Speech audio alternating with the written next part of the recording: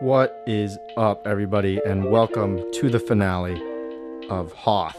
So 9 weeks plus a short little break later, we have a finished product here, and my god, is it beautiful. As you can see, I built a sliver of the Battle of Hoth, and the main attraction really is the UCS AT-AT. I chose to use the UCS AT-AT because it is indeed minifigure scale, and so I could build a minifigure scale mock alongside it. It's just as good as any custom AT-AT I could have built and could have bought, except it's a full Lego set. And so this mock is pretty much completely built around this centerpiece, but that doesn't mean that this is the only good thing about this mock. In fact, there are tons of little details and cool techniques that I used to put this thing together that I want to show you, so let's jump right into it. So first I will show you this side of the mock, and then we'll flip it around and I'll show you guys the other side of the mock, starting right here at the footprints. As you can see, I have 4 large footprints for each of the feet of the AT-AT. These footprints were a little bit of a challenge for me, but I managed to fix them in the last few weeks of building this mock. I used a snot technique in here in order to fit the contour of the foot, and then I overlaid tiles a little bit using illegal techniques, but I think that these techniques actually make it look a little bit more realistic. When a foot comes down, the snow will start to pile up closer to the edge and then taper off, and so it actually looks more realistic.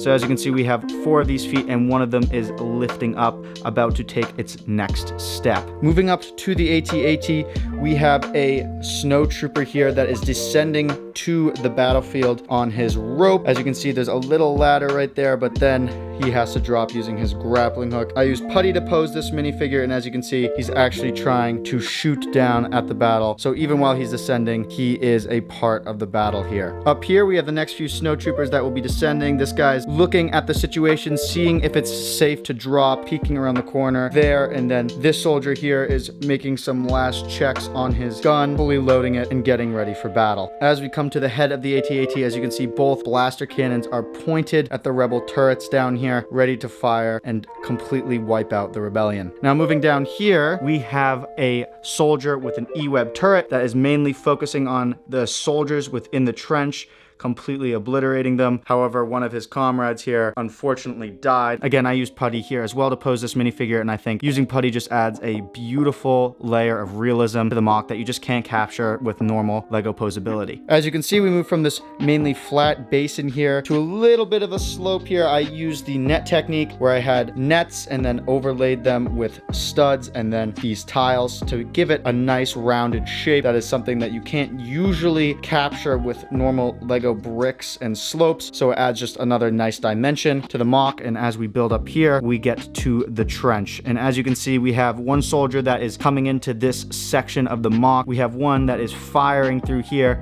and then we have another soldier that is looking up in horror at something that we'll get to in a second. Here is my custom rebel turret. I went through a couple iterations and finally landed on this one. I think it's pretty accurate to the movies and the video game. The Battlefront video game is mainly what I took inspiration from because there's a lot more content. I was able to see all sides of this thing, and I think it looks extremely accurate. As you can see, it is shooting out a blast right now at the soldiers that are coming in on the other side. And from this angle, we can see a little hill that is a bit rocky up here, and as you can see, we have the rebellion flag. This is a Cape Cantina flag, and we have another rebel satellite turret here that is just beginning to shoot off its blaster as well, and we have a soldier manning it back here. As you can see, the tube that powers this is put into the mountain, so you can imagine some sort of power supply in there that runs to the main base. Going right to the center here, as you can see, we have Darth Vader, who's making his march towards the Hoth Echo base, but his lightsaber is not ignited. He's actually using the force on these 2 rebel soldiers right here. They're both suspended in air. This one is being choked out.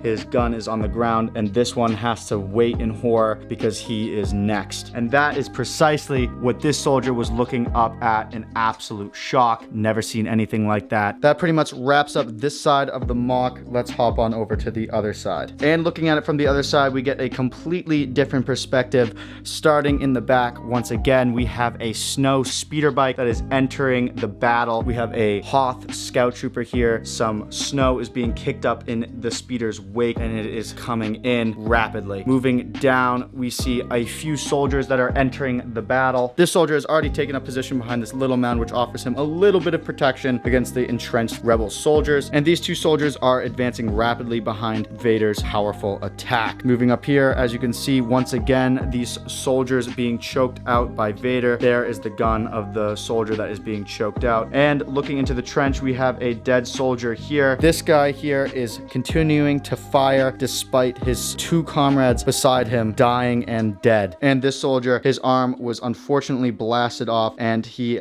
does not have much longer to live. As you can see, there's blood pouring out of where his arm was, and he is reaching to try and stop the rushing blood, but unfortunately there's probably no hope for him. And finally, as a little surprise, in the cave here, we have, of course, the Wampa sticking his arms out, making sure you don't come in his home. There you go. As you can see, the trench has a mixture of both white tiled snow and grates. This makes it look like the grates are the ground, but they're mostly covered in snow, which is accurate to the movies and, again, the Battlefront 2 video game. And from this perspective, you can really see the truly dire situation that the rebels are in, looking at this massive AT-AT coming at them. Within the trench, we have a little tube running right there, and on the ground there is some red tiling to show the blood of the soldier whose arm was taken off. That pretty much wraps it up for the mock here. 9 weeks, and it's just beautiful. I just cannot thank you guys enough. Let's go quickly to some final thoughts. Well, there you have it, 9 weeks later, and Hoth is complete. This is the biggest mock I've ever created, and I think it turned out pretty well. I mean, the AT-AT obviously adds a ton to this mock, which I can't really credit to my own building abilities, but I'm honestly very, very proud of what I was able to create. I've always wanted to build a Hoth mock since I was younger, and I've finally made that dream come true. I had a lot of fun posing the figs. I really love building the trench in this area in particular. This area was a little bit more redundant because there's just a lot of tiling and stuff like that, but I think I really improved on some techniques. Overall, this mock has been super fun, and thank you all so much for the engagement on this series. I'm so glad you guys enjoyed it. I'm excited to see where mock building takes me next. This one was super, super fun, but unfortunately, what's next up is I have to take this thing apart. So stay tuned for some streams where I'm going to be taking this apart, chatting with you guys. I'll see you all in the next one. Hope you have a good day. Bye.